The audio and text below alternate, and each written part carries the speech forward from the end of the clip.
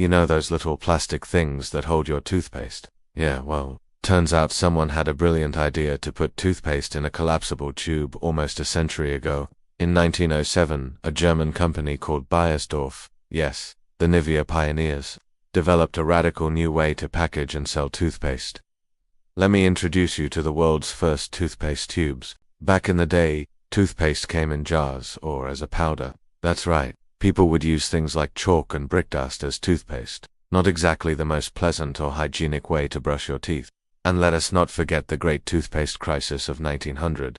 Only 7% of Americans brushed their teeth daily, because it was hard to keep things clean and fresh without proper packaging. There were no fancy supermarkets or online shopping back then. You had to get your stuff delivered by horse. And let's just say that maintaining a pristine smile was a luxury.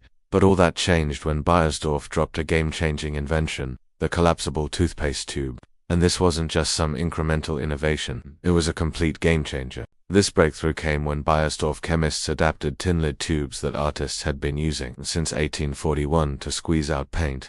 But here's the kicker. They used food-grade materials for the first time, ensuring that the tubes were airtight, preventing the toothpaste from drying out and, most importantly, from growing bacteria. Talk about a game-changer. But that's not all. The brilliance of these tubes lay in their collapsible design. Say goodbye to messy jars and hello to precise dosing. With each squeeze, customers got the perfect amount of toothpaste, zero waste, and let's not forget the brandable surface. No more generic jars. Now companies could print their logos on the tubes and market their products like never before, and to top it off, the tubes were easy to carry, making it super convenient for people on the go. But wait, there's more. Beiersdorf also upgraded the formula. They created a stabilized fluoride-free paste using chalk, soap and peppermint oil. It might not sound like much, but trust me, it was a significant improvement over the harsh Victorian-era tooth powders that were basically sandpaper with flavoring.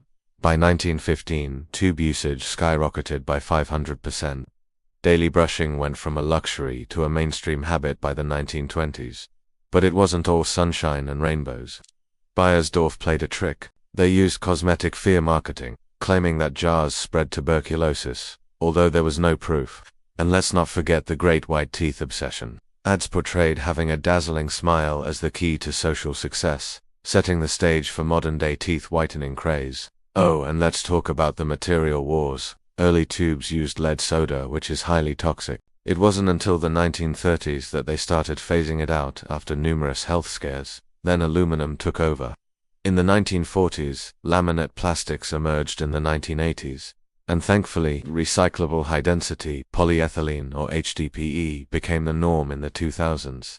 And shout out to Colgate, which patented the first toothpaste jar and tube combo in 1896. But they weren't as efficient as Beiersdorf's design for mass production. And a big hats off to Dr. Washington Sheffield, an American dentist who pioneered doctor-dispensed toothpaste tubes in 1889, but he never filed a patent.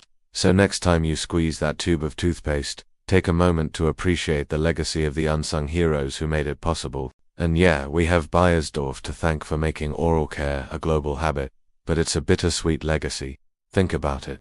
Today, 20 billion toothpaste tubes end up in landfills yearly, with only 12% being recycled due to the mixed materials. Whoops, and here's the ultimate irony. Beiersdorf's flagship brand Nivea never dominated oral care. The real winner is Colgate-Palmolive, which rode the tube wave to a whopping $20 billion empire. But hey, at least we got this iconic packaging, the tube that shaped civilization, inspired by a painter's humble tool, transformed daily hygiene and made brands a mint. Now that's a story worth telling.